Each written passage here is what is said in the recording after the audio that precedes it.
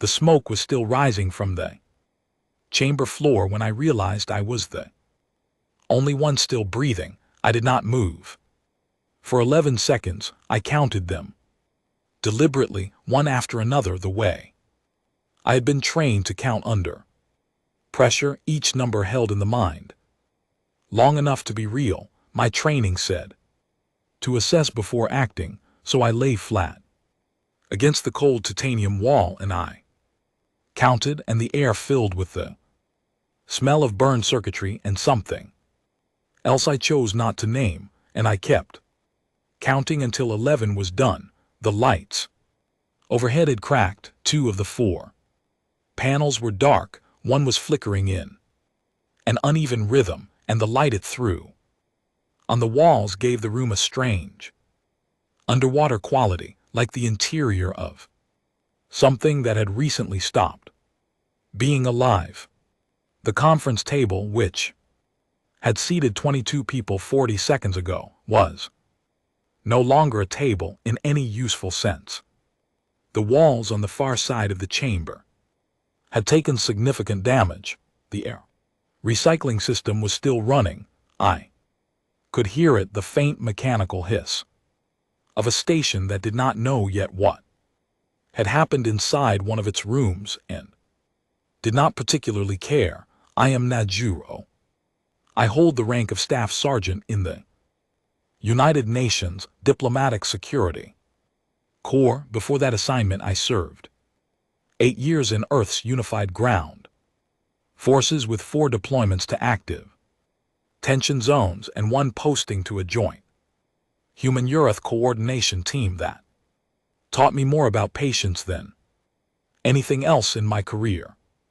I have been trained for situations that most soldiers would never encounter in 5 full careers combined. I have qualified on 6 weapon systems, 2 of which are no longer in standard service because better ones replace them. I have completed 3 zero-gravity combat certifications and 1 hostile environment survival qualification that I earned on a research station with a compromised atmosphere where the temperature dropped 11 degrees over the course of the exercise. I survived a decompression event at 30,000 m that took 2 of my colleagues from me in under 4 seconds, and I wrote the incident report 2 days later with steady hands because the report needed to be accurate, and accuracy required steadiness.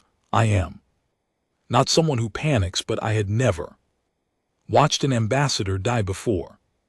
Vera Osmensa was 61 years old. She had spent 40 years in diplomatic service, 30 of them in deep space negotiations, covering 6 different species and 4 separate territorial disputes that might otherwise have become something worse than disputes. She spoke 4 alien languages with enough fluency that non-human delegates had complimented her accent, which is an almost impossible thing to achieve and which she's received with characteristic grace, deflecting the compliments with a quiet observation that language was the least of what needed to be understood between species. She wore her silver hair close to her head. She favored dark formal wear and deep tones that read well under the spectrum-wide lighting of alien hosted diplomatic spaces. She never raised her voice in a meeting. Not once. Not in 40 years. Not even when the people across the table had given her every reason. I had been her personal security lead for 14 months. It was the most specific professional relationship I had experienced in my career.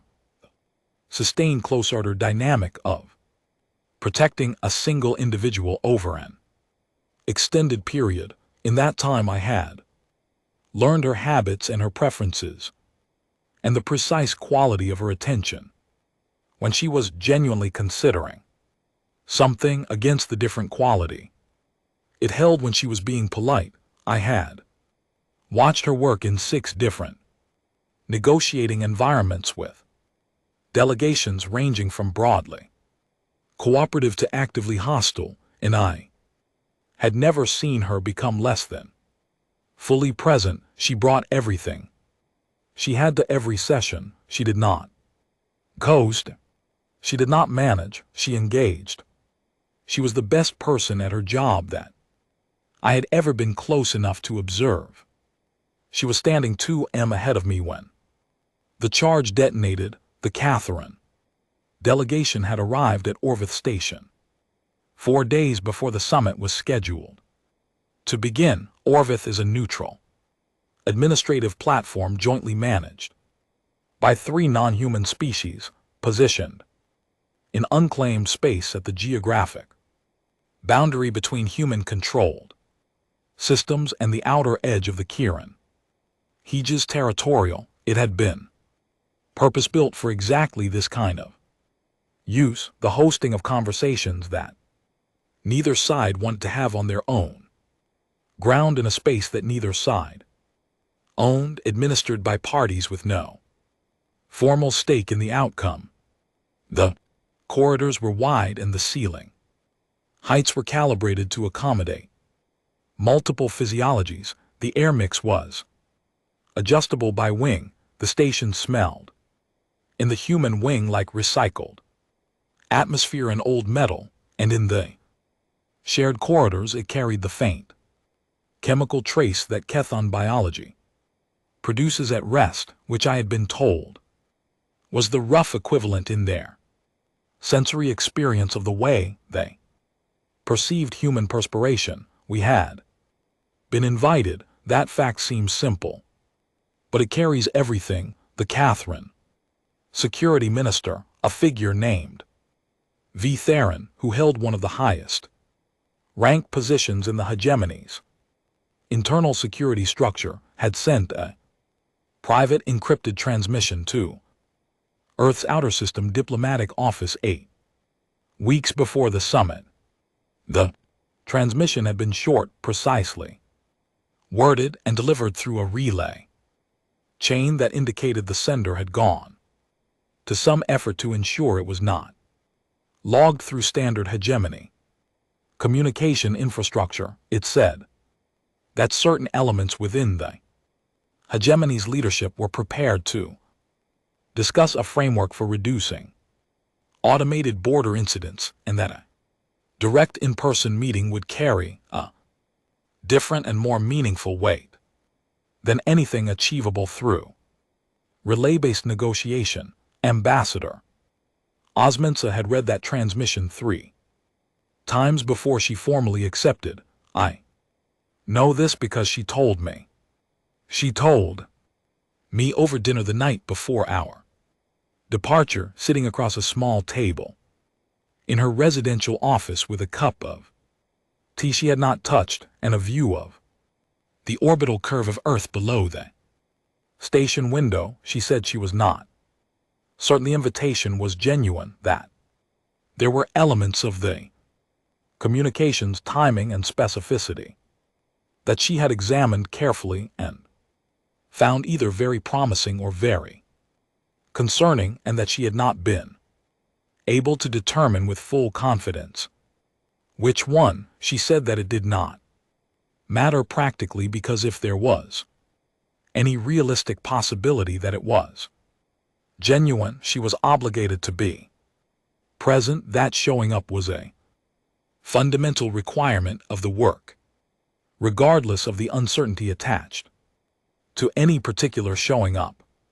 She said that diplomacy was at its core the repeated decision to be present at places where your presence was not guaranteed to produce anything. I believe that. I still believe it. I am not sure anymore that I believe it. Cleanly, the summit chamber on Orvith Station seated 22, our delegation had 7 members, including Ambassador Osmondsa and myself. The Kethin delegation had 6 formal members plus Vithan himself, who occupied the head position at the far end of the long formal table. He was a large figure by Kieran's standards, which meant he was nearly my height, with the broad flat skull structure and the 3 pairs of eyes that were the distinguishing feature of Keth Aaron Highcast biology. Each pair of eyes operated somewhat independently of the others, giving them a continuous multi-angle awareness that was in my early days working in alien adjacent security environments deeply disorienting to be subject to. I had grown accustomed to it by the time of the Orveth summit, but I never entirely stopped noticing it. V. Thorin had said almost nothing during the first 2 sessions of the summit. He watched and he processed and he waited. The formal exchanges were handled by a mid-ranked delegate on his side who spoke standard English with a precision that suggested extensive training. Ambassador Osmintse conducted those exchanges with the same focused patience she brought to every session, testing the edges of the framework proposal, establishing what the other side was genuinely willing to discuss versus what was being presented as a position for negotiating purposes. She had done this in 5 previous interspecies negotiations, and she was exceptionally skilled at distinguishing the real from the performed. I stood at the rear wall, 2 meters behind and slightly to the right of Ambassador Osmintse's position. This was my standard placement for a closed session. I was not armed with a projectile weapon because the station's mutual safety agreement signed by all parties before the summit prohibited that. I carried a short-range electronic disruption device on my belt designed to interrupt active electronic systems within a 3-meter radius. It was intended for emergency situations involving automated threats, rogue systems, or unauthorized recordings. It would do nothing against a contact-fused plasma charge hidden beneath the surface of a conference table. That is not a criticism of the agreement. The agreement was reasonable. Given every realistic threat model, the charge had not been part of any realistic threat model. I do not know precisely when the charge was placed. Station security determined later, through structural analysis, that it had been installed inside the table for a minimum of 36 hours before the summit began. This meant it had been placed during the setup and inspection window, before any summit day protocols were active. Someone with access to the station's maintenance systems had been involved. The station administrative council began an investigation. The investig produced partial answers. The full picture of how access had been obtained was never completed because subsequent events made the logistics of how it happened less immediately relevant than the fact that it had happened. Vera was mid-sentence. She was presenting the 3rd section of the ceasefire framework, the section covering automated border patrol protocols, the specific language governing how each side's unmanned monitoring systems would behave within a mutually established boundary zone. It was detailed technical language, the kind that sounds dry to anyone not invested in it and carries enormous practical weight to everyone who is. She had just used the phrase mutual withdrawal distance, and she was about to explain the specific measurement criteria when Varen moved. It was a small motion. He leaned back in his chair just slightly, in a way he had not moved during the 2 full days of preceding sessions. I noticed it because I had been watching him with sustained, trained attention, and I knew his sitting posture as thoroughly as I knew anything about the Catherine delegation. He leaned Back, his upper pair of eyes shifted, very briefly away from Vera and towards something on the far wall that was not there. It was a change in his expression, in the way his facial structure held. That was not a shift into alertness or engagement. It was a shift into what I can only describe as removal, as if he had already left the room while his body remained in it. The flash was white and completely without direction. It came from everywhere simultaneously, from the table surface, from the floor, from the space between the two sides of the table. The light had a physical weight to it that I did not expect, a pressure that moved through the air ahead of the sound followed by a fraction of a second, and it was not the rolling, expanding sound of an explosion in open space. It was contained by the walls, and the containment gave it a sharp final quality, like a single decisive word spoken in an empty room. The wall strut saved me. A structural support ran along the rear wall at shoulder height, part of the original load-bearing framework of the Orv Station summit wing. The detonation pushed it outward and down at an angle, and it caught me across the chest and drove me sideways and down behind a secondary wall panel that folded with the impact. The force was enough to fracture 2 ribs on my left side. The panel above me held. I did not know why it held until later, when the station engineers told me that particular section of the rear wall had been reinforced during a renovation project 3 years before the summit. Reinforcement that had never been entered into the official structural schematics. V. Thorin's team in their planning had used the current schematics. The gap between the document and the reality had been 9 cm of additional structural material. 9 cm. That is what remained of me. Vera was not behind a reinforced panel. She was standing 2 meters ahead of me in the open space of the chamber, presenting the section on mutual withdrawal distance to a man who had made the decision before she walked into the room that she would not leave it. I lay on the floor for 11 seconds. I counted each one deliberately, not because I was paralyzed, but because the decision to count was the decision not to react. Before I had assessed, then I got up. The hardline terminal was recessed into the rear wall behind a safety cover, with a handle pull exactly where the station security briefing had placed it.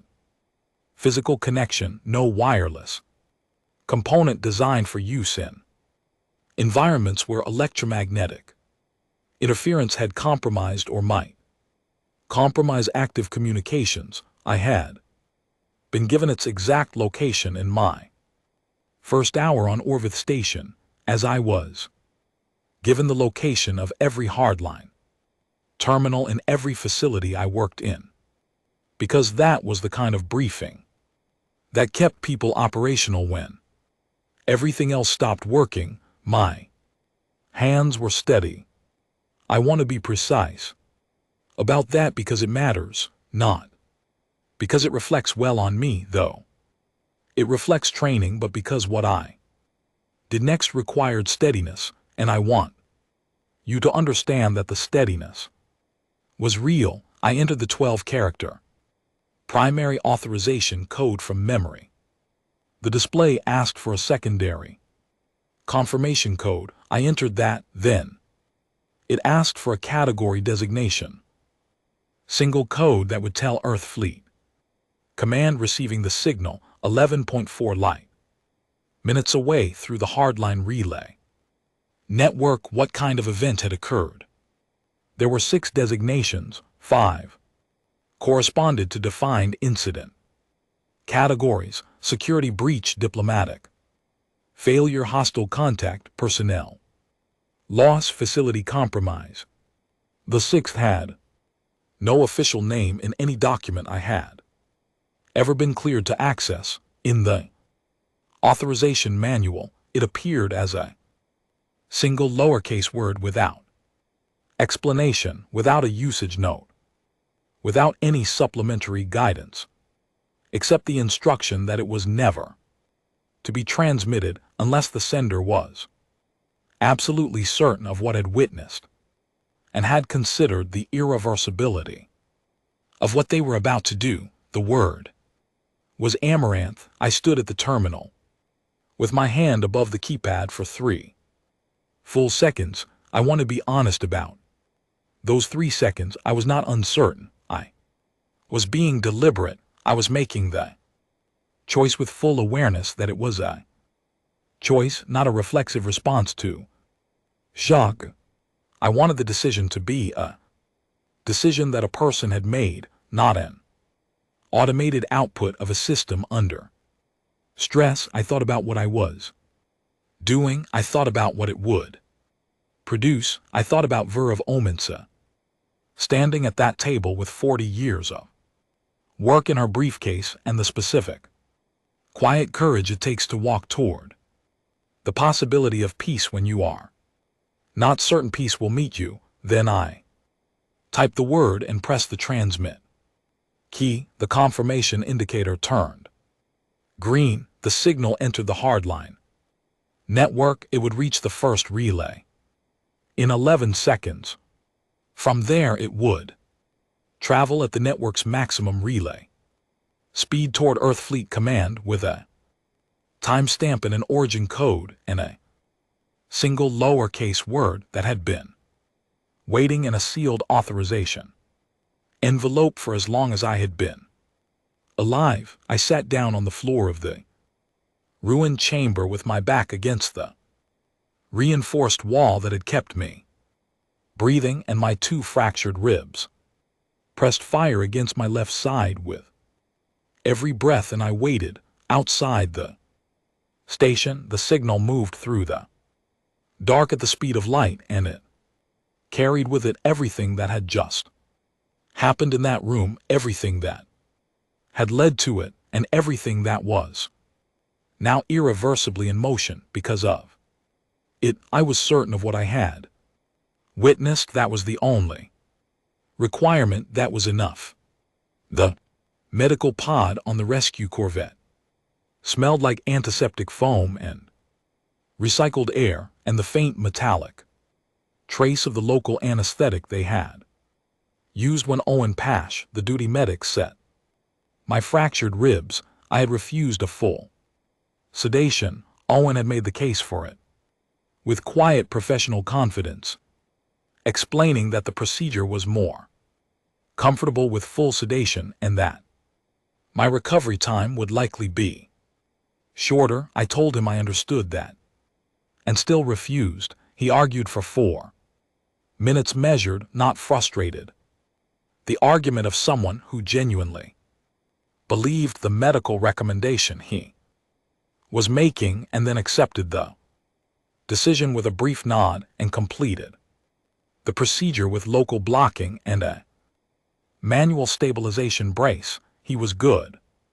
He worked quickly, and he explained each step before he did it, which I appreciated. And when he was finished, he gave me a nutrition supplement packet and told me to rest. Then I asked him to leave the room, and he left, and the door sealed behind him, and I was alone in a medical pod the size of a large storage unit with 2 stabilized ribs and a sealed interface console on the shelf beside me that I had not yet touched. It was Owen's personal interface unit. He had left it on the shelf when he left, set face up, connected to the Corvette's internal network through the standard personal device link. I looked at it for a moment, then I picked it up. I was looking for a communication channel.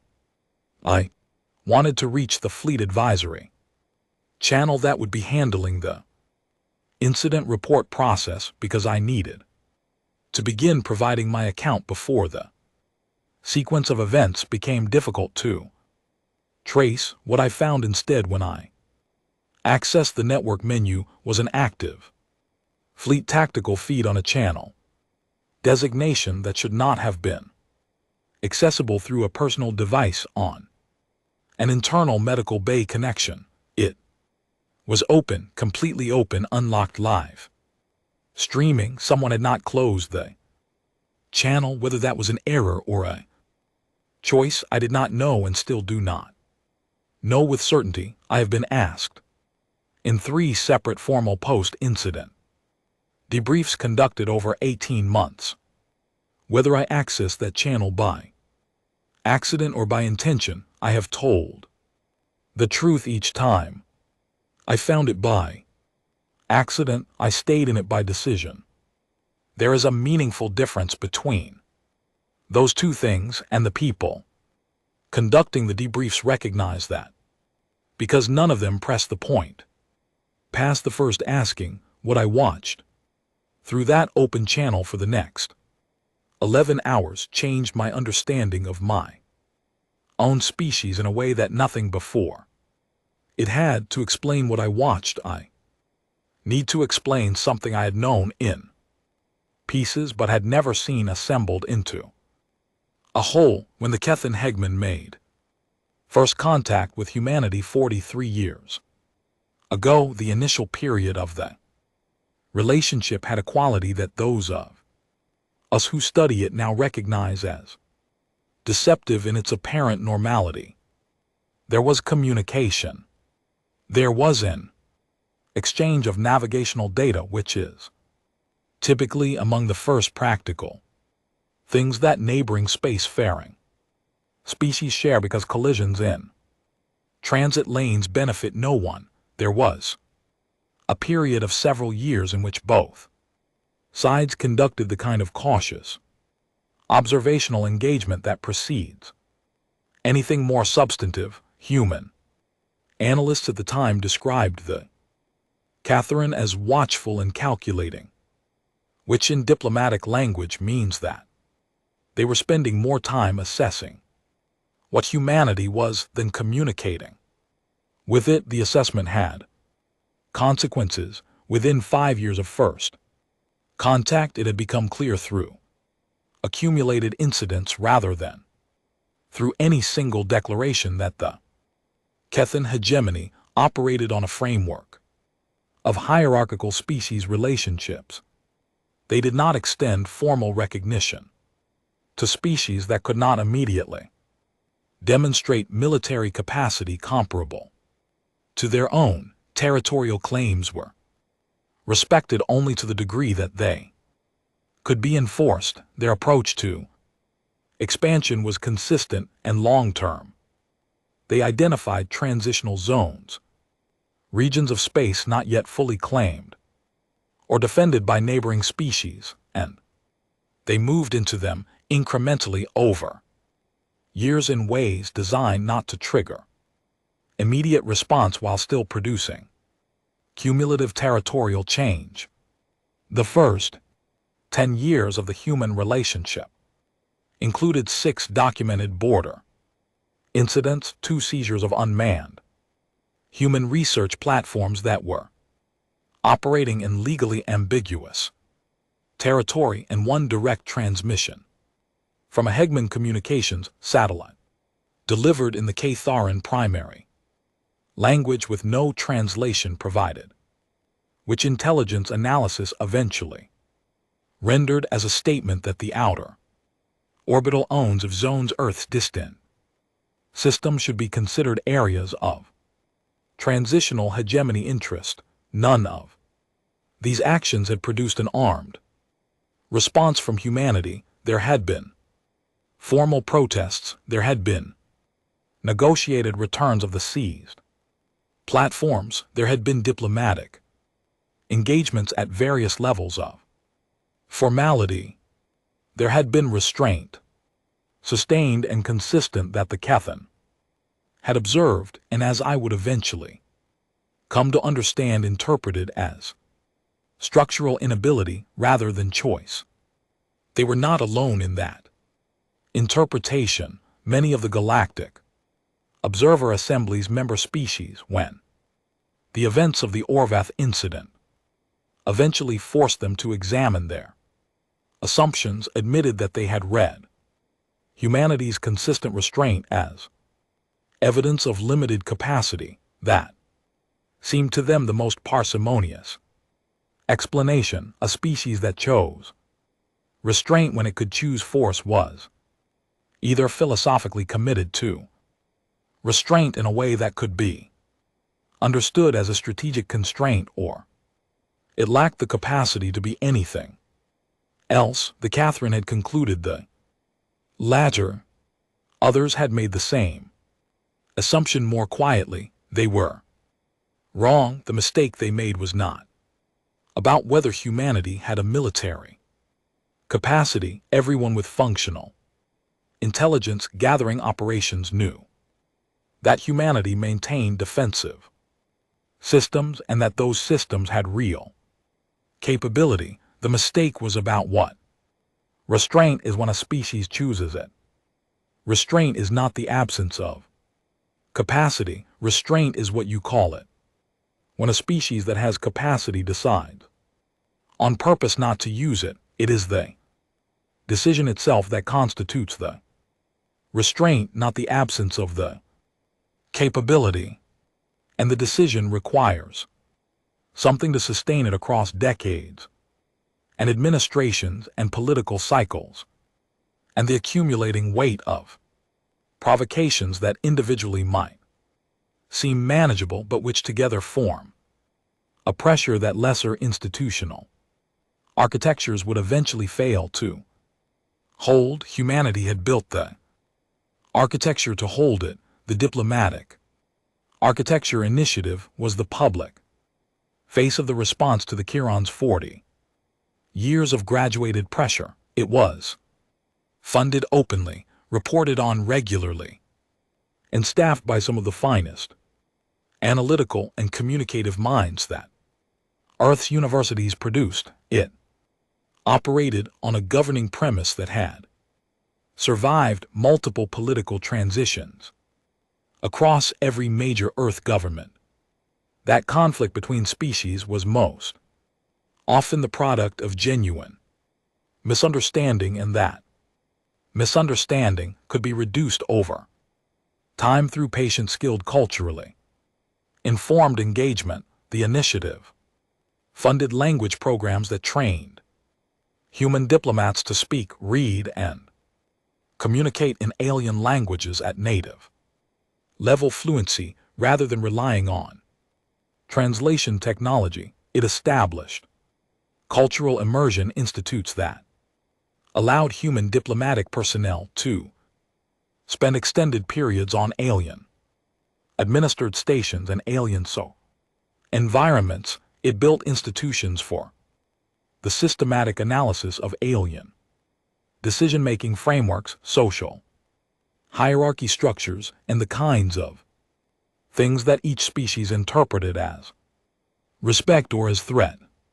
Vera Osmantsa was one of the products of that architecture, one of its finest. She had gone through its full program and then spent 30 years putting what she had learned into practice in conditions that were rarely comfortable and never guaranteed to succeed. She had contributed to 4 successful interspecies agreements in that time, agreements that had reduced conflict, opened transit lanes, enabled scientific collaboration, and created the kind of ongoing communication infrastructure that makes future conflict incrementally less likely. She was what the diplomatic architecture initiative had been designed to produce. The other architecture had no public name. In the documents I eventually saw after the clearance review that my advisory appointment made possible, it was referred to internally as the continuity architecture. Externally, it had been funded through a rotating series of budget designations distributed across 31 different departmental line items in 12 different governmental institutions across 6 nations, none of which was individually large enough to attract serious scrutiny and which combined to form an annual expenditure that was once you understood what you were looking at. Quite remarkable, the continuity. Architecture had one purpose. If the diplomatic architecture was ever completely and irreversibly destroyed in a single moment, if the failure came not through gradual breakdown but through an act so direct and so final that the diplomatic process itself was what had been attacked, the continuity architecture would ensure that the attack did not go unanswered, not slowly, not through the standard pace of political deliberation and institutional mobilization immediately. In hours, the code word for its activation was Amaranth. I watched it begin to operate through Owen Pash's open tactical channel, and I watched it with the particular quality of attention that comes when you are seeing for the first time the full shape of something that you had only ever seen pieces of. The initial display I accessed showed a logistics consolidation summary. I am not a fleet tactical analyst, and some of what I saw required context I did not have to fully interpret, but I understood enough. The summary showed 412 vessels of multiple classifications, ranging from light patrol units to full combat platforms that had been positioned across a period of 3 years at strategic intervals along and near the boundary between human and Catharan territorial space. They had been positioned gradually in small groups across intervals long enough to avoid triggering pattern recognition algorithms in Kion sensor networks. They had not been positioned or designated as military assets in any communication that moved through channels the K Iran could monitor. They had been designated as freight relay platforms, navigational beacon services, emergency response staging units, and deep space maintenance facilities. Each one under that designation carried full combat capability and a locked command queue. The command queue in each vessel contained a set of sealed orders. Those orders had been placed years before. They were encrypted and could not be executed without a triggering key delivered through the relay network. The triggering key was derived from the Amaranth authorization code. When my transmission reached the first relay and began propagating through the network, the key was generated and broadcast simultaneously to all 412 vessels. The consolidation order began to execute before any human official had been formally notified of Ambassador Osmentz's death, before the station's administrative alert had been filed, before any Senate chamber had convened, before any diplomatic channel had been opened. The system had been designed to precede all of those things because the people who designed it understood that the value of a deterrent that operates on the time scale of deliberation is limited when the triggering event is designed to eliminate the time for deliberation. On the tactical display, 400 green markers began to move. The movement was not chaotic, and it was not the urgent scatter of a crisis response. It was ordered, structured, convergent. The markers moved toward pre-calculated consolidation coordinates at a steady, deliberate pace, and watching them move, I felt something I had not expected to feel, a profound awareness of the patience that had produced this moment. 31 years, someone, or more accurately, a sustained succession of people across 3 decades of institutional continuity had maintained the knowledge that this response existed and had not used it, had not threatened with it, had not even hinted at it in any public communication or diplomatic exchange. The diplomatic architecture and the continuity architecture had run simultaneously in full mutual awareness, funded and maintained by the same institutional commitment to a single underlying belief that humanity would be exactly what it said it was: patient and genuine in its diplomacy, immediate and precise in its response if the diplomacy was destroyed by deliberate act. The tactical display updated in real time. I watched the 400 green markers move toward their consolidation coordinates, and I thought about the meetings that must have happened over 31 years, the arguments, the administrations that changed, and the political pressures that shifted, and the voices that must have said at various points that maintaining the continuity architecture was too expensive or too aggressive or inconsistent with the image of humanity that the diplomatic architecture was trying to project and the voices that answered. The architecture is not a contradiction of the diplomacy, it is the evidence that the diplomacy is genuine. A species that engages diplomatically because it has no other choice is performing patient. A species that engages diplomatically while maintaining the capacity to respond otherwise is practicing it. There is a difference, and the difference is what makes the engagement real. I thought about those voices. I do not know who they were. Most of them I know a few names from the documents I was eventually given access to. Mostly I know them by their work, which was 31 years of institutional persistence in the direction of an idea. A second feed appeared on the display alongside the tactical one. It was a communications intercept flagged in real time by Fleet Intelligence Systems and translated with the automated overlay that Fleet deployed for Kiran language intercepts. The transmission was originating from Hegman primary communication infrastructure and was addressed to all 17 member species of the Galactic Observer Assembly.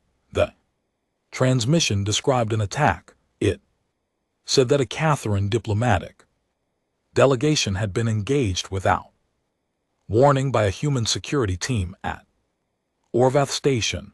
It said the hegemony had acted in defense of its people. It said humanity had initiated hostilities and that the hegemony was responding with measured proportionality. It called on the Galactic Observer Assembly to condemn Earth's aggression and formally recognize the Catherine hegemony's right to protect its personnel and interests. It was a well-crafted transmission. It was internally consistent.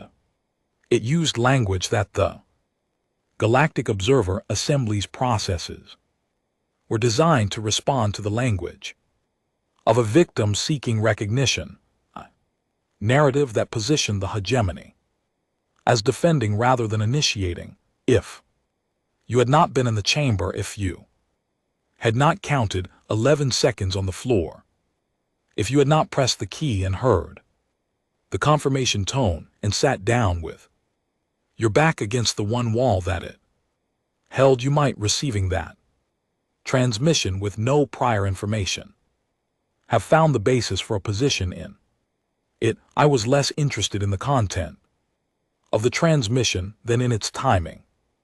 The Catherine had addressed the Galactic Observer Assembly before they addressed Earth directly, before any attempt at communication with the human government, before any acknowledgement of what had occurred. They had gone immediately to the audience they believed they needed, the 17 watching species, and they had delivered their version of events with The confidence of people who expected that version to fill the space before any alternative version could arrive.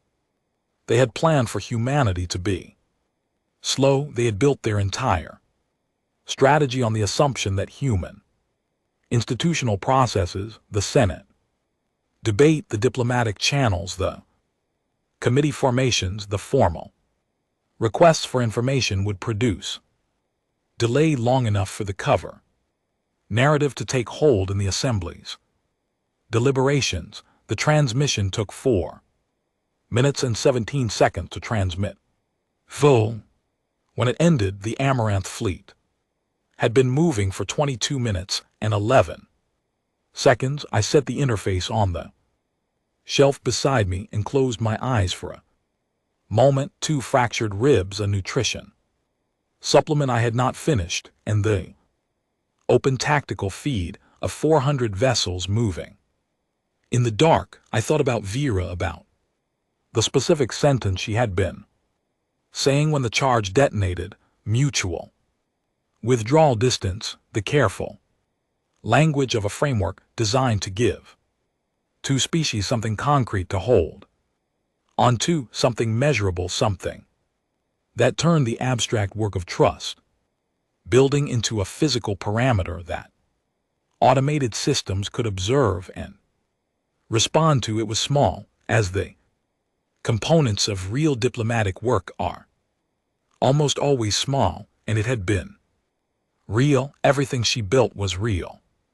On the screen, the green markers converge toward their coordinates, and the tactical overlay showed a projected time to full consolidation, and the number was smaller than anything the hegemony's strategic planners had likely considered possible. Owen Pash came back to the room 40 minutes after I had asked him to leave. He stopped in the doorway. When he saw the interface in my lap, he looked at me. I looked at him. The open channel was still displaying on the screen. He said quietly and without expression, "The channel got left open."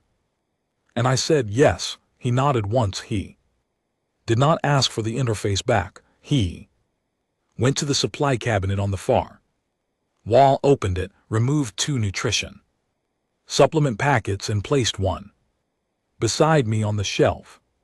Then he sat down on the floor near the door with his back against the wall and his view angled away from the screen, and he opened his own packet and began eating in silence. We stayed like that for a long time, the 2 of us in a sealed room that smelled of antiseptic and recycled air, while 400 green markers in the dark moved toward the place where the marker for V. Thoron's decision was located. On the feed, a second window opened. Communications log from Earth Fleet. Commands outgoing channel timestamp 9 minutes after the fleet reached its consolidated position. A transmission to the Kieran Hegman's primary diplomatic relay. The transmission was 4 words. It said, "We received your statement." Then it closed. I had been in diplomatic security for 14 months.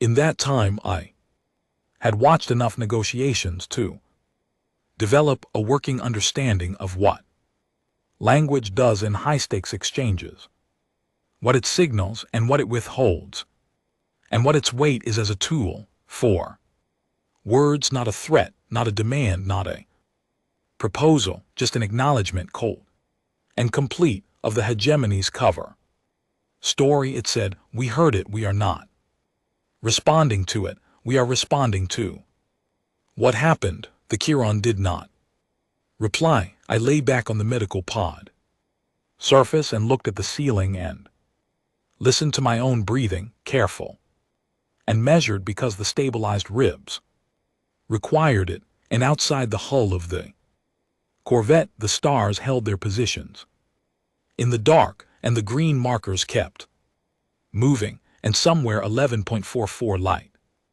minutices away, the world that Vera Osman Mensa had spent her career trying to make slightly less dangerous was in the process of learning something that she had always known and that had just cost everything she had, that patience is a choice and choices have costs, and costs when they are paid in full by someone who chose something real do not disappear. They become the weight of what comes next. The green markers moved. I finished the nutrition supplement I kept watching. Hour 1 began with a silence inside the Catherine Hegman's military infrastructure that the Intercept analysts later described as the silence of a system that has just measured something and does not yet know how to report what it has found.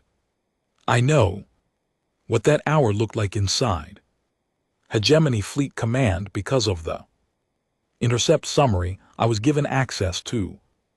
4 months after the incident, the summary had been compiled by Earth Fleet Intelligence Division from sensor data, communications intercepts, and translated internal traffic collected across the 17 hours of the engagement. It was marked at the highest classification level available to my advisory clearance, which meant I was one of fewer than 300 people who saw it in full. I have read it many times. I have read it with the same attentiveness that I used to bring to threat assessments and presummate security reviews because it contains something I believe is worth understanding what it looks like from the inside when a species realizes in real time that the world it had been modeling for 40 years was not the world that existed. The first intercept logged from Hegemony Fleet Command came at 53 minutes after the Amaranth Fleet reached its consolidated position. It was addressed to Viron on the Hegemony's primary secure relay, and it asked a single question. It asked whether the humans had been given any prior indication that the summit would not proceed as planned. Vithron's reply arrived 20 minutes later from the diplomatic transport carrying him back toward Hegemony Inner Systems. The reply was a single sentence. It said, "Warnings were not a component of the operation as designed." I have returned to that sentence more times than I can count. Warnings were not a component of the operation as designed. It is a sentence that tells you precisely and without ambiguity what Veron believed about humanity at the time he authorized the summit chamber operation. He believed that the absence of a warning did not matter, that humanity receiving no warning would require enough time to deliberate and mobilize and coordinate, that the window for effective response would close. Naturally, he believed that human institutional processes, whatever they eventually produced, would be slow enough to matter. This was not an irrational belief based on the available evidence. It was a reasonable extrapolation from 40 years of observed human behavior. In every significant incident involving the Catherine Hegemony over 4 decades, humanity had responded with processes, with committees and investigations and formal protests and carefully worded communes. The response time to any given provocation had been measured in weeks and months. The Catherine intelligence apparatus had built its predictive models on that history, and those models were based on the historical data available to them, well supported. Historical data had been incomplete. What was missing from it was the second program, the continuity architecture, and specifically the 31 years of preparation that had produced a fleet already in position, already carrying sealed orders, already waiting for a trigger that required no deliberation, no mobilization, no institutional process. The trigger had been designed to bypass all of that. The trigger had been designed by people who understood with complete clarity that the value of a response that depends on deliberation time is nullified when the triggering event is specifically designed to consume that time before response can form. In our one hegemony fleet, command placed its inner system defense infrastructure on elevated readiness. This was the correct response to the situation as they understood it. What they did not understand yet was the scale and disposition of what was moving toward them, because their long-range sensor networks had not resolved a complete picture. The initial readings showed a large human formation at the Hegman border. The composition, the specific vessel classifications, and the formation geometry required more time to interpret. When the interpretation came, it did not match any scenario in their predictive models. The fleet was not moving in an attack formation. It was moving in a structured column at a steady, deliberate speed that suggested purpose rather than urgency. It was not broadcasting any offensive communications. It was also not responding to the hegemony standard sensor challenge protocol, a set of query signals that military platforms in the region were expected to acknowledge and respond to. Every species operating in this region knew the protocol. Responding to it was basic navigational etiquette, the equivalent of identifying yourself when entering a monitored space. The Amaranth fleet did not respond. It did not acknowledge the challenges. It continued a course and speed. By hour 2, the analytical staff at Hegemony Fleet Command had begun expressing in their internal communications a specific kind of concern that is different from tactical concern. Tactical concern is about what an enemy is going to do. What they were expressing was something closer to interpretive uncertainty. They did not know how to classify what they were observing. The behavior of the human fleet did not fit the patterns there. Analytical frameworks were built to process. It was not aggressive in the defined sense. It was not communicative in any form. It was not making demands or issuing warnings or positioning for a specific target approach. It was simply moving at a consistent pace in a direction with a completeness and a quiet that their systems could not assign a meaning to. In hour 3, the outer system governors began transmitting to Fleet Command 3. Governors of hegemony territorial stations in the outer system sent urgent requests for instructions when the human column entered visual range of their installations. They asked what they should do. Fleet Command told them to maintain position and avoid initiating contact.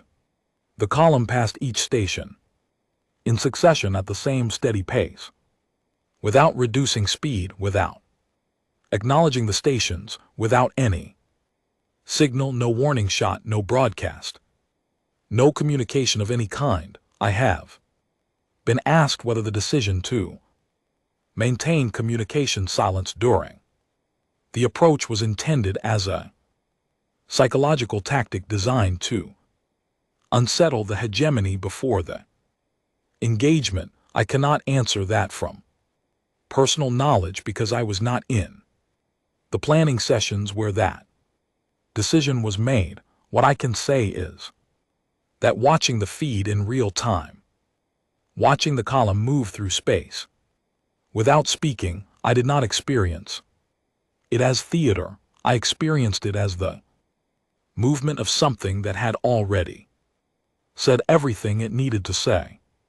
The Amaranth fleet was not building toward a Statement, it was the statement of what happens when 40 years of documented patience runs out of runway. Our four brought the Hegmans. First formal diplomatic communication. It was not addressed to Earth Fleet Command, it was addressed to the United Nations Secretary General, transmitted through the standard diplomatic relay infrastructure. This told me immediately that whoever drafted it still believed they were operating in the space of the political process, that the relevant field of action was the conversation between governments rather than the movement of ships. The message offered three things. First, a formal expression of regret for the events that had occurred at Orvith Station, using language that carefully avoided specifying who had done what or to whom. Second, a proposal for an independent multi-species tribunal to investigate the incident and make determinations about responsibility. Third, an offer of financial reparations to the families of the deceased. Taken together, it was a document that would have been a reasonable basis for a conversation in a different context at a different moment, after a different kind of event. It was the kind of document that a skilled diplomatic team produces when they believe the situation is still in the phase where documents can determine outcomes. Earth Fleet Command's acknowledgement came back in 11 minutes. One sentence. It said that the message had been received, nothing about the substance, nothing about the tribunal offer or the reparations proposal or the expression of regret. Acknowledgement confirmed receipt of the transmission and provided no further information. The column continued at course and speed. I read in the Intercept summary the internal communication at Hegemony Fleet Command in the 40 minutes after that acknowledgement arrived. The duty officer on the night watch, a mid-ranking tactical coordinator, who the summary rendered as Kev, filed a log entry at the end of his shift that was not addressed to his commanding officer or to any formal recipient. It was a personal notation. His shift record, the kind of record-keeping that exists in the operational logs of every military institution I have ever worked near, where people in the middle of events write things down that they need to put somewhere outside their own heads. Notation said, they are not negotiating. They did not come to negotiate. 5 words. Kev had understood in that moment what his superiors had not yet accepted, which was that the framework they had been operating inside since the summit, the framework in which a sufficiently substantial diplomatic offer would slow or redirect the human response, did not apply. The fleet was not a negotiating tool. It had not come to negotiate a withdrawal in exchange for concessions. The diplomatic channel that the hegemony had opened with the Secretary General was not being used. Kev could see the gap between the diplomatic activity being generated at the hegemony center and the unchanged behavior of the fleet at its perimeter, and the gap told him what the diplomatic activity could not. Hour 5 and 6 brought a series of responses from hegemony inner system, governments, and regional administrators, all transmitted to Fleet Command, all requesting information about what was happening and what the defense plan was. Fleet Command sponsors were brief and contained no substantive information, which told me that Fleet Command did not have a good answer to give them. The plan that had been built for a human response assumed a slower, more deliberate response, one that would give the hegemony's defensive systems time to Form, the plan had assumed things that were no longer true. In hour 7, the hegemon transmitted a second communication to Earth. This one was addressed directly to Fleet Command, rather than to the political government, which indicated that someone in the hegemon's chain of command had shifted their assessment of who the relevant counterparty was. The communication asked for a statement of intent. It asked what the fleet's objective was. Fleet Command's response came back in 18 minutes. It was 6 words. It said, "The fleet's objective is its destination." I read that 6-word response 3 times. It is, in its way, a more complete statement than a lengthy declaration of intent would have been. It said, "We are not going to tell you what we are going to do. We are going to do it. Objective is the destination," and clears throat. "The destination will be reached and you will observe the objective when the destination is reached." The hegemony went quiet for 90 minutes after that response. I do not know what was happening in those 90 minutes inside their government. The intercept summary covers Fleet Command's communications but not the internal political processes. I can make inferences based on what came before and after that silence, but I prefer to stay with what the record shows. Hour 9 is the one that stays with me above all others in the summary.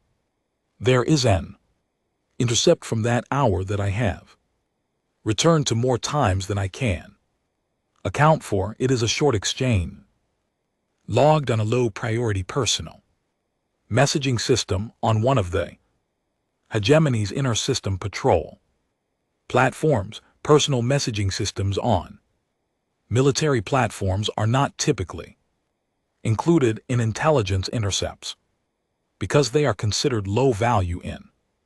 The volume is large. This exchange was flagged by an automated keyword system and pulled for human review, and the analyst who reviewed it made the judgment to include it in the compiled summary, and I am glad that analyst made that judgment because it is the most human document in the entire file, despite having been written by members of a species that is not human. Their names in the summary's transliteration system rendered as Wrath and Sova. They were both assigned to the patrol platform. The record showed they had been on shift for 6 hours when the exchange occurred. Wrath sent the first message. It was sent through the personal channel rather than any operational system. It was a simple question, casual in its phrasing, the kind of question you ask someone when you are sitting in a quiet room watching something you do not understand move toward you on a sensor display. Wrath asks SOA what humans do when they are angry, not what Fleet tactical doctrine predicted, not what the intelligence models projected, what humans do. The question of someone trying to understand something that the models had not prepared them for. SOA took 11 minutes to respond. 11 minutes is a long time for a personal message exchange. I think about what those 11 minutes contained. I think about SOA on a patrol platform in the middle of the 9th hour of a developing crisis, reading Wrath's question and trying to find an honest answer for it. The response in the summary's translation read, I do not know. I thought we were the only ones who had ever made them angry. I put the summary down the first time I read that sentence. I needed a moment with it, so was not wrong in any literal sense.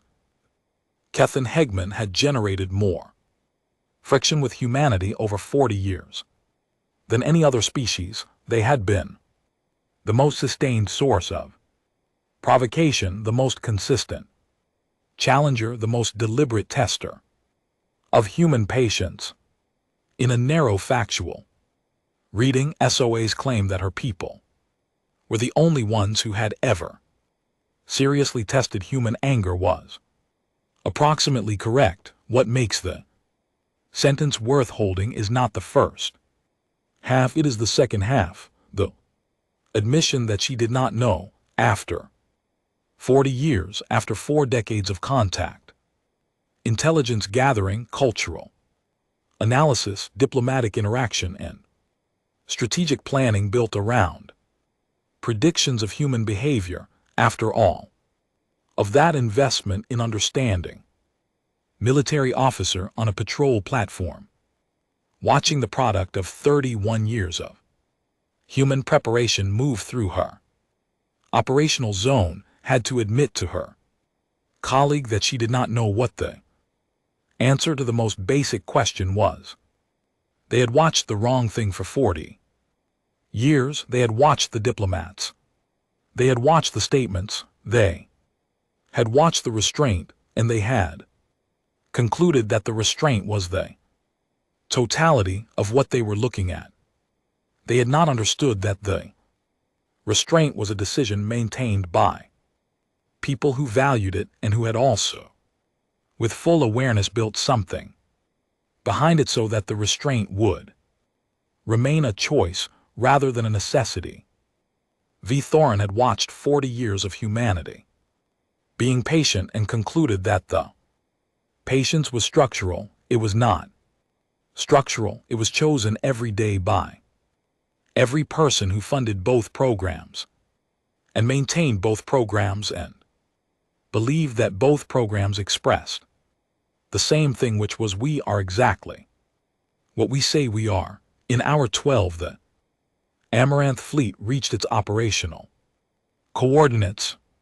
What followed lasted 4 hours and 19 minutes. I will describe it with the same precision I have applied to everything else in this account.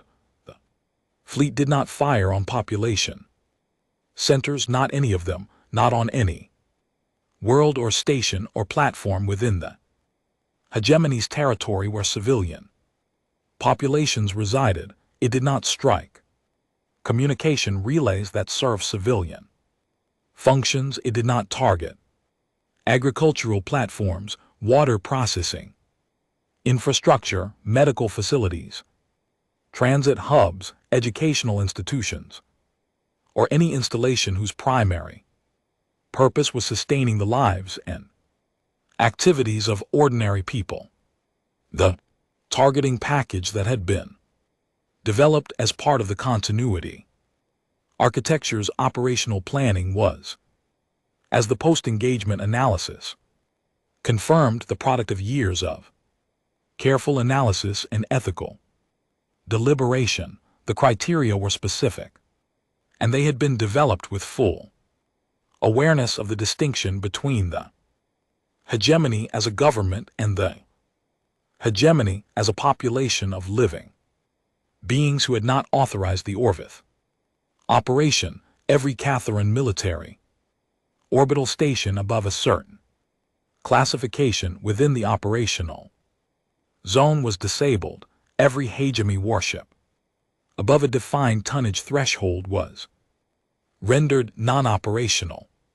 The method used was targeted system disruption rather than physical destruction, wherever the operational parameters allowed it, which reduced the number of Chthon lives lost significantly compared to what full kinetic engagement would have produced. The specific planning facility from which the Orvith station operation had been authorized was struck directly and with precision. Intelligence identifying that facility had been collected over years through methods that the summary did not describe in detail, but that the targeting accuracy confirmed were reliable. The engagement ended. The fleet held position. It did not advance. It did not expand the engagement parameters. It held information at its Operational coordinates, broadcasting. Nothing responding to nothing, doing. Nothing except being present and being. Undeniable. In hour 17 I received a ping on the interface. It came from a fleet command channel I had not opened. I was tired in a way that had moved past physical and into something that does not have a clean name, the tiredness of someone who has been watching an enormous thing happen and has been alone.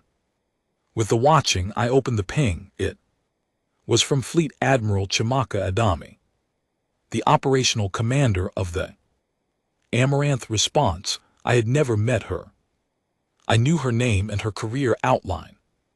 From briefings, the message was not long.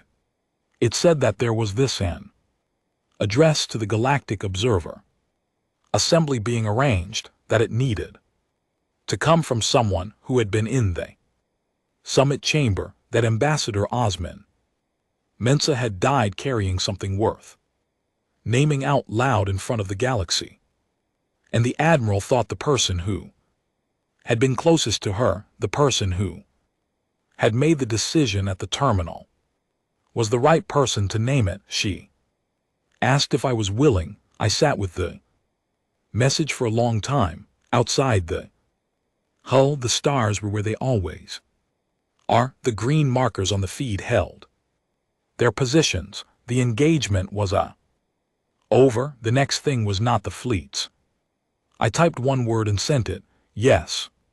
Then I asked Owen Pash, who appeared in the doorway with the quiet timing of a medic who has been doing this for a long time, to prepare the transport documentation for the Galactic Observer Assembly platform. There was work to do, work that had always been the more important work that Vera Ozensa had spent her entire life doing. It was her turn to be carried. The Galactic Observer Assembly's emergency session convened on the concourse and orbital platform, administered by the Arathi and positioned at the navigational center of its 17-member species combined territorial footprint. The Arathi had built it generations ago, and it showed their architectural preferences clearly. Wide corridors with ceiling heights calibrated to their considerable vertical scale, materials that aged gracefully rather than being replaced on cycles, and a quality of ambient light in the amber register that their visual system found restful. For human eyes, it produced an effect like the interior of a room at the end of a long afternoon. And I found this either very calming or very melancholy, depending on where I was in my own head. I was shown to a preparation room adjacent to the main chamber and given 3 hours before I was expected to speak. A communication staff officer from the Earth Senate Liaison Office was also there when I arrived. A man named Colby Yates, who told me that he had been sent to manage the broadcast feed and to ensure the statement aligned with approved communication parameters. He said this with the calm of a professional doing his job, and I acknowledged it without commenting on the implications of the phrase approved communication parameters. And we spent the first 30 minutes in the room conducting a polite mutual assessment of each other's intentions. Then I left the preparation room and walked the corridor outside the chamber for the next 2 hours. I walked it end to end 4 times at the pace I use when I am thinking rather than moving. Corridor was 140 m long, and its floor was a material that absorbed sound. So, my footsteps produced almost nothing, and the only sound as I walked was the soft, continuous circulation of the concourse's air systems and the occasional passage of assembly staff. Moving between sections, I did not prepare notes, I did not rehearse Language, I thought about Vera's Mensa.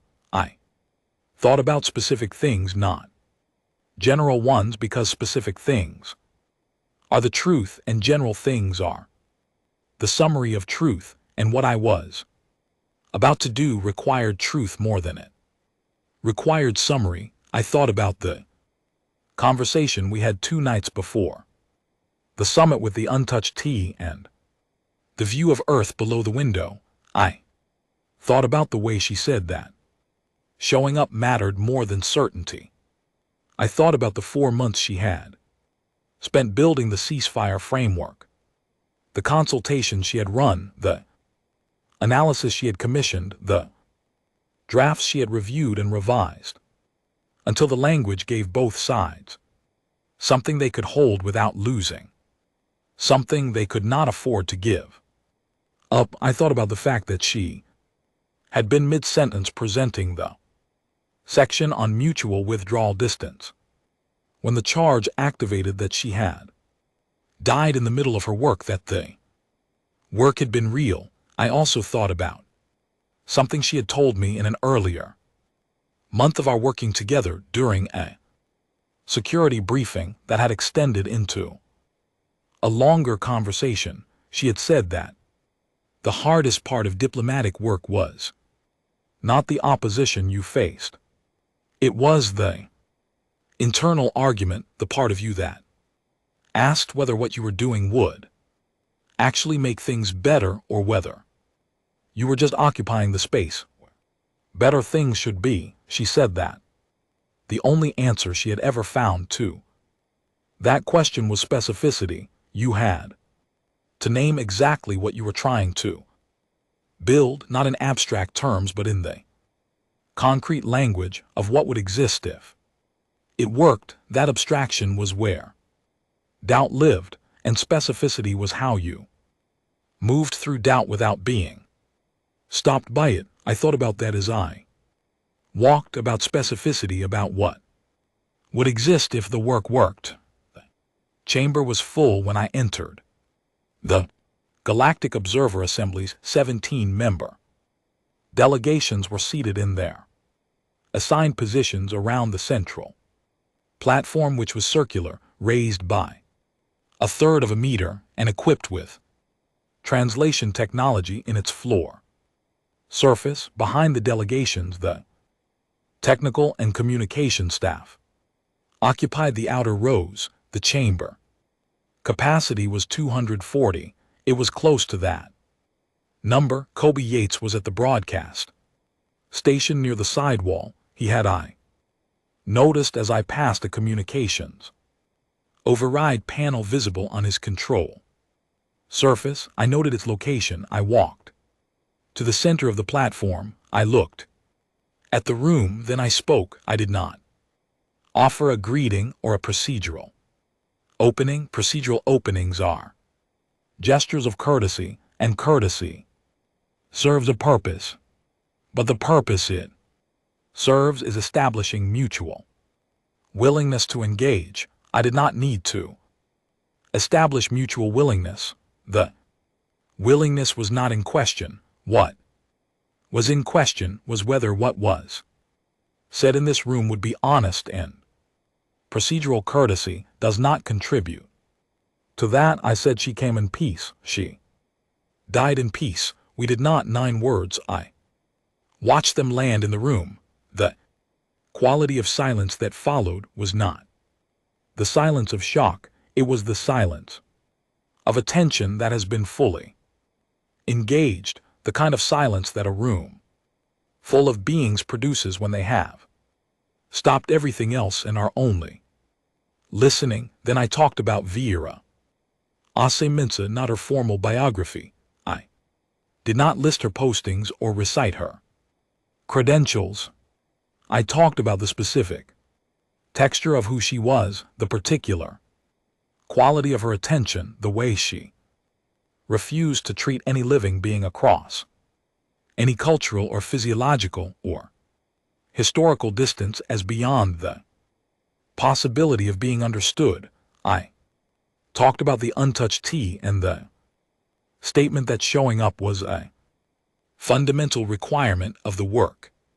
Regardless of uncertainty, I talked about the 4 months of building and the specific language and the section on mutual withdrawal distance that she had been presenting when the charge activated.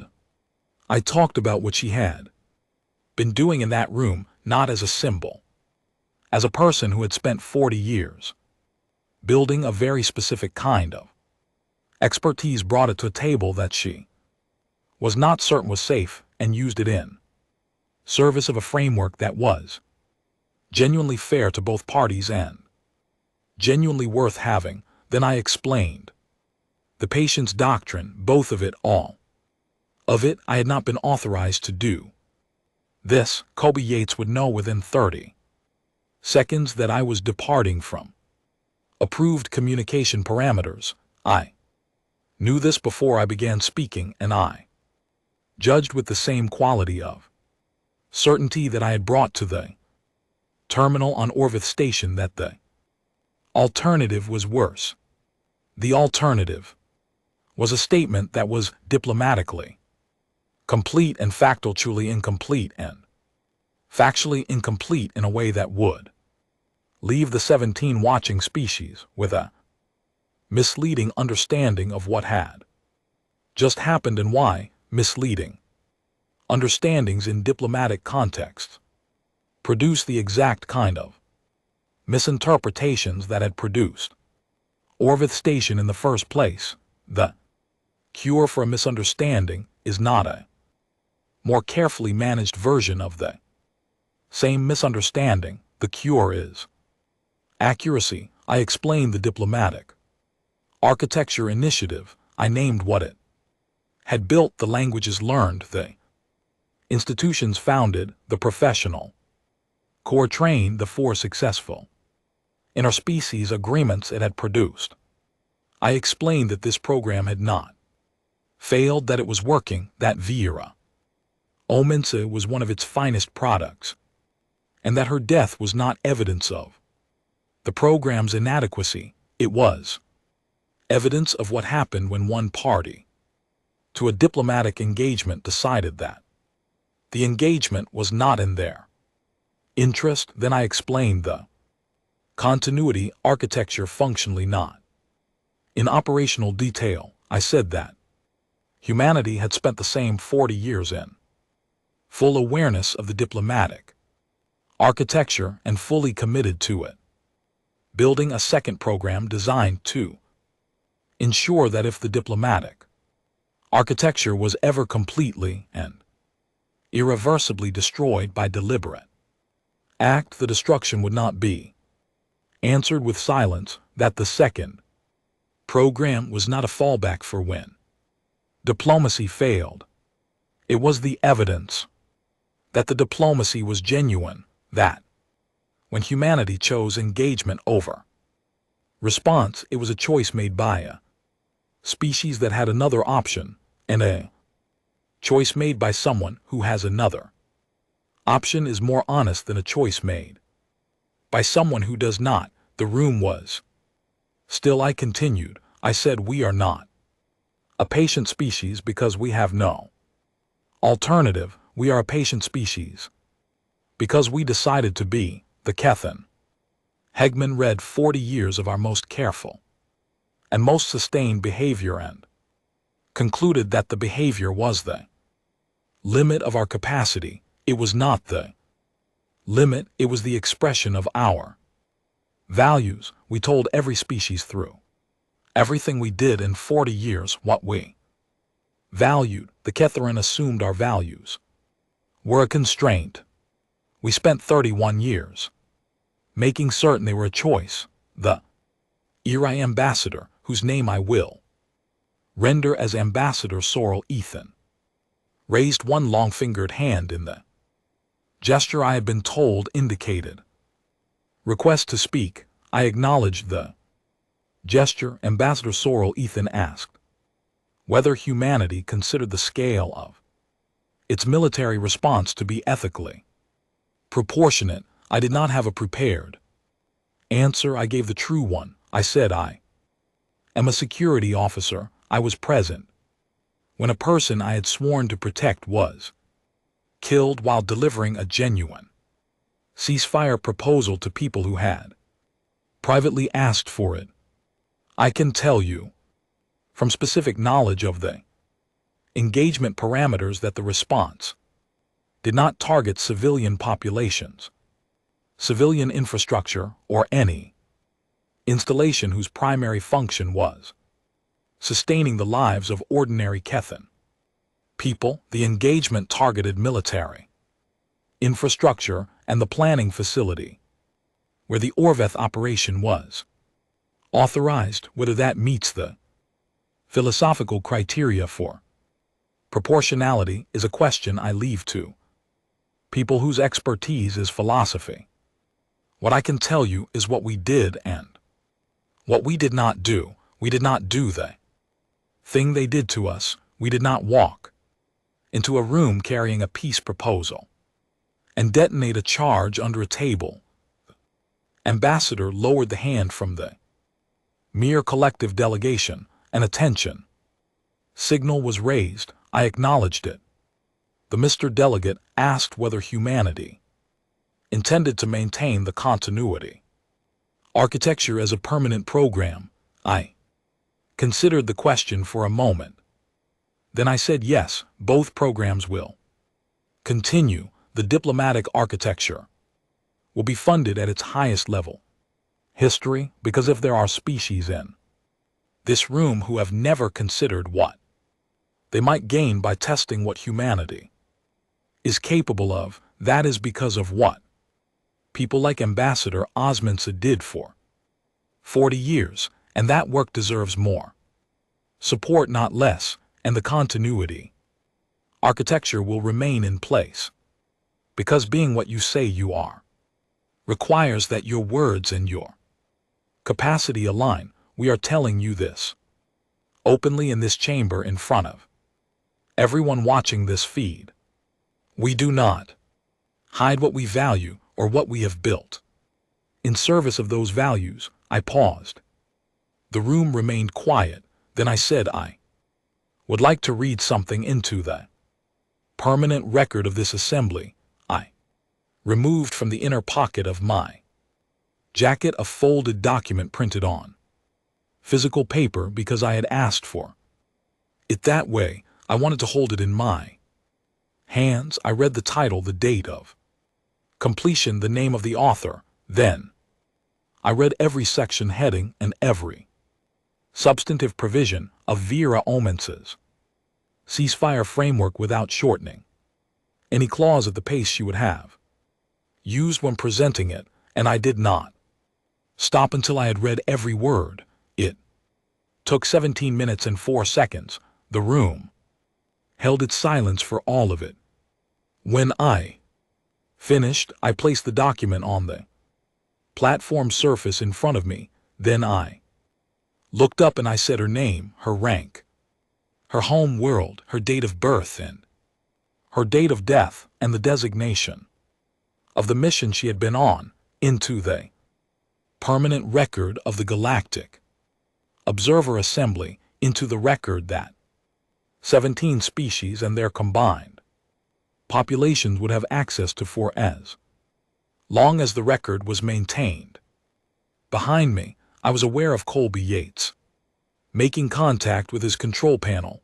I turned and looked at him directly. He met my eyes. He had the look of a person who has been given instructions that he is no longer sure apply the situation in front of him. He lowered his hand from the override panel and looked back at his screen. I turned back to the chamber.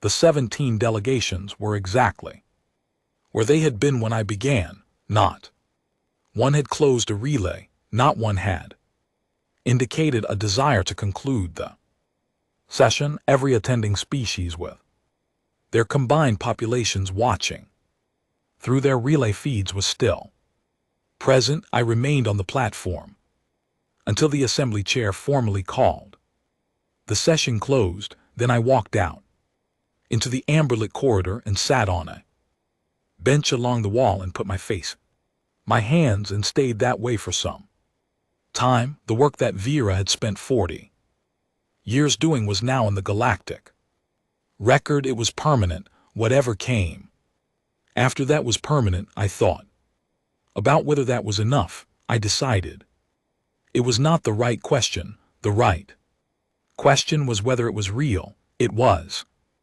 real. It had always been real.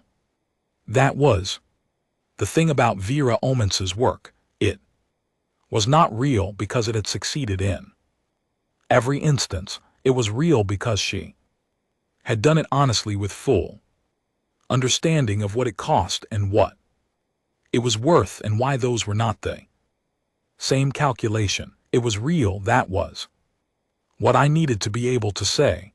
The months after Orth moved into different registers at once, and living inside both of them at the same time, required a kind of divided attention that I had not previously been asked to sustain for long periods. In one register, things happened quickly. In the other, they moved at the pace that large damaged structures move when they begin to recalibrate, slowly, with effort, in increments that would be invisible from the outside if you were not watching carefully. The quick things. First, within 72 hours of the Amaranth fleet withdrawal to a holding position beyond the hegemony's outer boundary, I began receiving communications from the Catherine Hegman's outer system governors, not from the central government, from the governors of the 3 outer system territorial stations that the Amaranth column had passed through during its approach. The administrators of the places that had watched the fleet go by and had asked Fleet Command for instructions, and had received the instruction to maintain position and avoid contact. They were communicating with Earth's diplomatic offices directly, using informal channels that suggested they were doing so without full authorization from the hegemon central government in its current form. The communications were careful. They were formal in their language, but careful in their content, in the way that communications are careful when the person sending them is aware that the political situation around them is fluid and they are not certain which direction it is going to settle. They asked about the status of the diplomatic recovery process. They asked whether Earth had stated any conditions for further engagement. They expressed in the measured language of outer system administrators who had been watching the consequences of decisions made at the center that the communities they governed had interests that the events of the past weeks had complicated significantly. I read those communications with attention.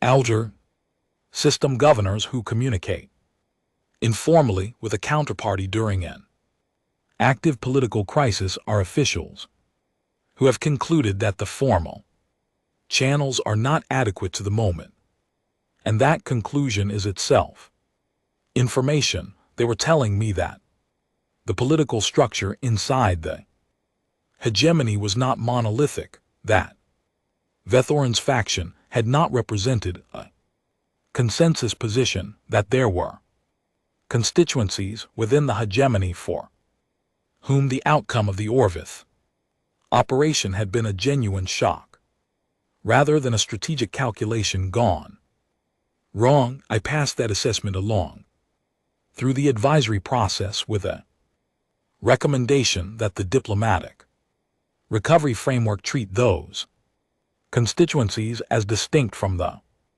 central government's previous position. The recommendation was accepted. The central government took longer. I had expected this. The internal reckoning that was happening in the hegemony's political center during this period was not visible to me in real time, and only became partially legible through the intelligence summaries that reached my desk over the following months. What I could reconstruct from those summaries was the broad outline of a process that every large political institution undergoes when a major decision by faction within it produces consequences that the broader institution cannot absorb without change. There were hearings, there were resignations, there were formal accountability processes that the hegemony's internal constitutional mechanisms required. VTH Thurin himself was removed from all positions of authority within 11 days of the engagement's conclusion and placed in a formal accountability process that the hegemony's legal structure would take months to complete. The new diplomatic office that emerged from that process was staffed differently than the previous one, whether the difference in staffing reflected a genuine difference in orientation or was a presentation designed for external consumption was a question I held with appropriate skepticism throughout the early communications. The answer over time revealed itself in the substance of what the new office was willing to discuss and the pace at which it moved toward genuine commitments. The 4-month negotiation that produced the final treaty framework was not conducted by me. I was in the room for many of the sessions in my advisory capacity, and I contributed to the analytical preparation and the drafting review, but the lead negotiators were experienced professionals from Earth's diplomatic corps, and I was glad of that. The work required skills and a quality of sustained attention that Vera Omensa could have brought to it, and that I could not yet, and probably not in the same way she would have, because I was not her and the role was not mine. What I could bring was presence, and I brought it to every session I attended. In the 2nd month, before the formal negotiation had fully begun, I received a notification from the Catharin hegemony's new diplomatic office.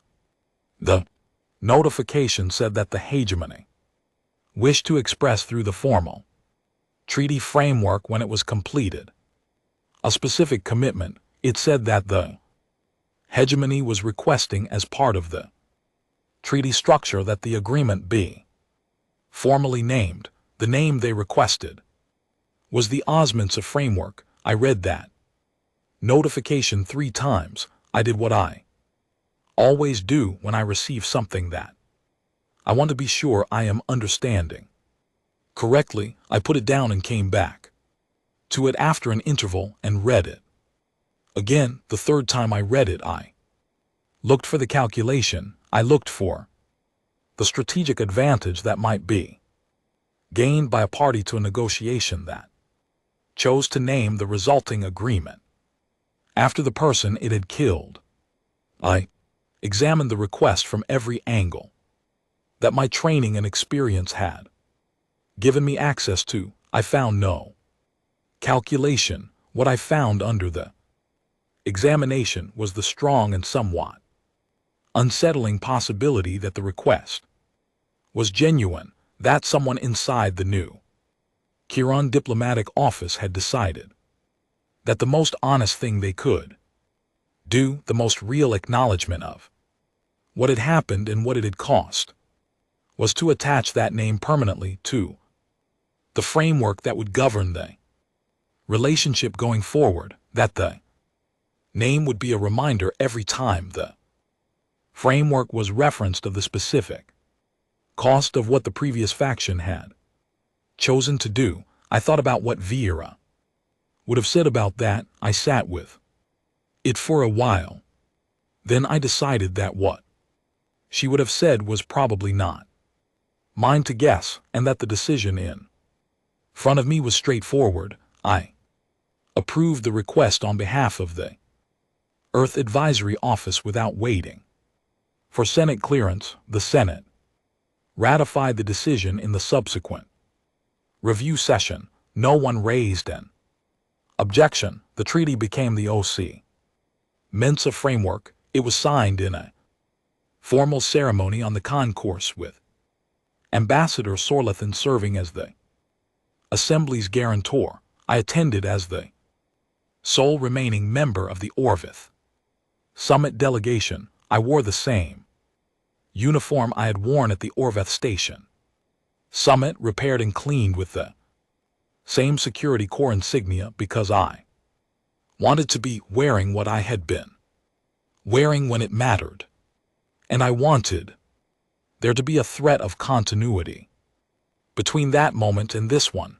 In the third month, the Intelligence Division sent me an analytical summary under a separate classification cover from the standard briefings. It was brief. It said that 2 species whose names were not included in the version I received had been running operations in the period before the Orvith incident, that the analysis characterized as preparations for fometric actions against Earth diplomatic personnel in contested transit zones. It said that both operations had been stood down within 48 hours of the concourse broadcast. Neither had been officially acknowledged, neither had been referenced in any communication to Earth.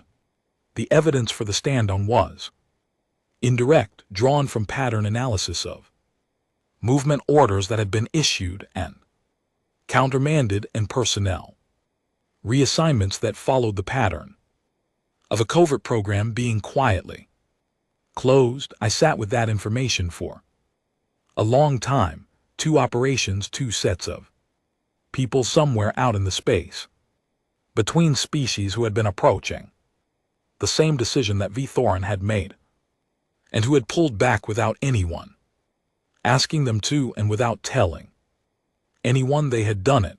The absence of communication was the interesting part.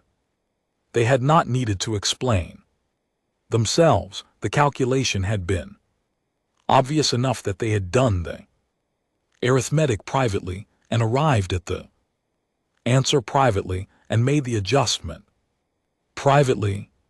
They had learned what SOA had not known how to articulate in that 9th hour, what humans do when they are angry. And having learned it, they had chosen something different from what they had been planning to choose. I do not feel triumph about this. I want to be honest about that. I understand that some people reading this account will feel triumph about it, and I understand why. The outcome was better than the alternative. People who would have been killed were not killed. That is real, and it matters. What I feel when I think about those 2 stand-ons is something more complicated. I feel the weight of the demonstration that produced them. The demonstration was real, and it was necessary, and it was as careful and as restrained as the people who built it could make it. And it still cost what it cost. It cost Vera Omensa. It cost every person in that summit chamber. It cost the version of the future where the ceasefire framework gets presented to a table where everyone is still alive and listening. I carry both things, the outcome and the cost. I do not think you get to have the outcome without carrying the cost, and I do not think carrying the cost means the outcome does not matter. It just means that you hold both. In the 4th month, the Galactic Observer Assembly sent a formal request to Earth. It was addressed jointly to the Senate, to Fleet Admiral Adme, and to me by name in my advisory capacity. It requested a copy of the patient's doctrine, not a summary, not a selected excerpt, the full architectural document, including the planning frameworks, the operational development history, and the authorization protocols. It requested the unredacted version. This request generated a Significant internal debate. I attended 2 of the discussion sessions, and I read the minutes of the others. The arguments against releasing the document were serious ones. The continuity architecture represented decades of strategic planning. Its specifics were sensitive intelligence, making the full document available to 17 other species would reduce its operational effectiveness in any future application. There were species among the 17 whose alignment with human interests was not fully established and whose responses to the document's contents were not predictable. Fleet Admiral Adami attended the final discussion session. She listened to all of the arguments in their full form without interrupting. Then she said something I have kept in my personal log since I heard it. She said humanity built that document to be honest. Keeping it secret now would make it a threat. Sharing it makes it what we intended it to be. The document was sent in full, unredacted, with a single accompanying note written by the Admiral in direct language rather than diplomatic form, addressed to the Assembly's member delegations. Collectively, the note said, "We hope you never need it. We hope you understand. We always will." I was not present when the 17 delegations received the document. I received a summary of the immediate reactions through the liaison office. Most delegations acknowledged receipt and provided no immediate substantive response, which is the standard diplomatic response to receiving something significant and needing time to assess it. The Urathi delegation, through Ambassador Sorrel Ethan, requested a personal communication channel with the Earth Diplomatic Office and spent 4 hours asking questions. The questions were not strategic, they were institutional. How had the decision to run both programs simultaneously reached and sustained? How had the institutional knowledge been maintained across decades and multiple political transitions?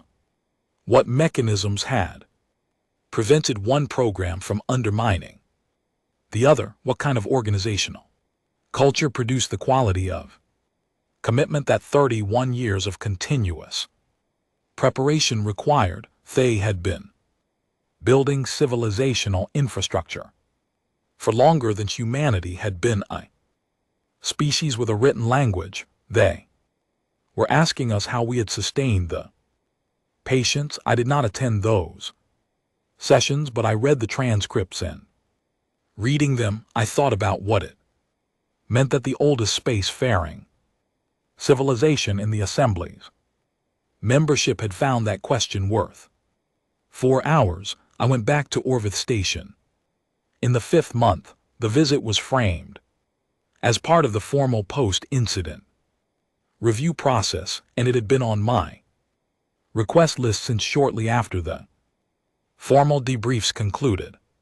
The station had been partially repaired, the damage to the summit wing had been contained, and the structure was sound, but the summit chamber itself and the immediate surrounding spaces had been left in their post-incident state by agreement of the station's administrative council, pending a decision about the long-term status of that section. I walked through the station's main public corridor, past the areas I had been briefed in 14 months ago when Vera and I arrived for the pre-summit security walkthrough, and into the summit wing through the access point the rescue team had used.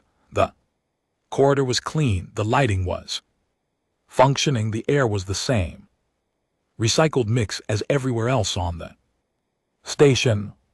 I walked to the sealed door of the chamber and stood in front of it for a moment, and then I turned and went instead to the rear service corridor.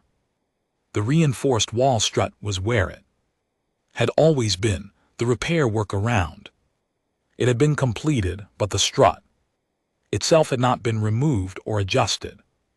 The work crew had built around it, leaving a visible asymmetry in the wall section that no structural engineer would have chosen if the design had been approached from scratch. Someone had made the decision to leave it exactly as it was, and other people had made the decision to respect that choice. In the execution of the repair work, there was a note card on the strut attached with a thin wire through one of the existing support bolt holes, handwritten in 3 languages: Standard English Formal Script and the Orbit Station Lingua Franca that the 3 administering species had developed together. It said, "This is where one of our people survived. We leave it as we found it. No signature." The handwriting was small and very careful. I did not touch the note. I looked at it for a long time, and then I looked at the strut and I thought about 9 cm of unreported structural reinforcement and the gap between what a document says and what a wall contains, and about the way the gap had been entirely without intention, exactly the gap that mattered. The station master, Corin Marsh, was the administrative head of Orvath Station and had been for 11 years. He was a contained, quiet man whose manner carried the particular quality of someone who has made peace with his professional responsibilities, including the parts of them he cannot control. He met me in the administrative wing and offered tea, which I accepted, and we sat at a small table in his office with the view through the wide window showing the station's exterior infrastructure against the dark. He told me the note had appeared on the strut 3 weeks after the incident, during the early part of the station's partial lockdown period before full public access had been restored. He said the administrative team had reviewed the access logs from that period and found no anomalies that identified a specific individual. He had decided not to investigate further. He said he had been on duty in the administrative wing when the summit alert came through. He said the longest period of his professional career was the interval between the alert arriving and the rescue team's confirmation that there was one survivor in the rear service corridor. I told him I was grateful for that. He was quiet for a moment, then he said that Orvath Station's purpose, the entire point of its existence and its administration, was to be a place where conversations that could not happen anywhere else could happen here, that the platform's value was entirely contingent on the parties who came to it engaging honestly with what it was for. He said the events of the summit had been the most direct challenge to that purpose in the station's operational history, and that he had spent the weeks afterward genuinely uncertain whether the purpose could survive. I asked him what had changed his assessment. He told me about the 3 requests that had come in during the 2 months following the incident. 3 different species with their own bilateral disputes and their own need for neutral ground had contacted the station and asked to use its facilities, not a different neutral platform, Orvath specifically. He said, I think they came here because something true happened here, not a comfortable truth, not an easy one, but a genuine one. And I have come to believe that places where genuine things happen acquire a kind of meaning that people recognize even when the genuine thing was hard, maybe especially when it was. I thought about that on the transport back, about what it means for a place to be marked by a genuine thing, and about what people do with places that have been marked about whether truth has a physical address or whether we just need it to sometimes, because we are the kind of beings that need to be able to stand somewhere and feel the weight of what happened there. Back at the assembly liaison facility, I sat down at my desk and took the authorizations chip from my left breast pocket and held it in my palm. It is the size of a thumbnail, smooth on all edges, warm from the heat of the body it travels with. I have carried it since the engineering team removed it from the Orveth terminal log assembly during the post-incident technical analysis and sealed it in a bag with my name on it and gave it to me. I have been asked twice in debriefs whether I intend to keep it, and both times I have said yes and have not been asked to elaborate. I carry it because I want to remember the specific quality of the decision it represents, not the outcome of the decision, though I carry that too in different ways. The decision itself, the 3 seconds at the terminal, the deliberateness, the choice to make a choice rather than an automatic response, the understanding as I pressed the key of what I was doing and why and what it would cost and what it was worth, and that those were not the same calculation, and that Vera Osmondsa had known they were not the same calculation for 40 years and had kept doing the work. Anyway, the Osmondsa framework exists, the ceasefire provisions, the mutual withdrawal protocols, the border monitoring parameters, all of it in the permanent record of the Galactic Observer Assembly and in the active treaty infrastructure between Earth and the K-Theron Hegman. 2 other operations were called off by species that made a private calculation and arrived at a private answer. The patient's doctrine is in the possession of 17 assembly member delegations, shared openly as an honest statement of who humanity is and has built itself to be. The diplomatic architecture initiative has been funded at its highest historical level with a named endowment that will train a generation of people in the specific work that Vera Osmondsa spent 40 years doing and dying for. Both program real, both continue, both express the same thing, which is that humanity values what it says it values and has built what it has built in service of those values, and will be honest about all of it in front of anyone who is watching. That is who we are. It is not who I might wish we could be in some simpler version of this, some version where the continuity architecture never had to function, where the Amaranth Code stayed permanently untyped, where Vera Osmondsa presented her framework to full table and both sides signed it and came home. I wish for that version. I have wished for it 100 times since the chamber floor, but the version that exists is also real, and in the version that exists, the work that Vera did is permanent, and the framework carries her name, and the galaxy knows in the specific and unambiguous way that it did not know before exactly what humanity is. I tell this story in full every time someone asks, because she told me that the full weight of a thing is the only honest way to carry it. She said that summary is what you give people when you want them to move on, and truth is what you give them when you want them to stay with it long enough to understand it. I want people to understand it. She came in peace. She died in peace. We carried what she was carrying. We carry it still.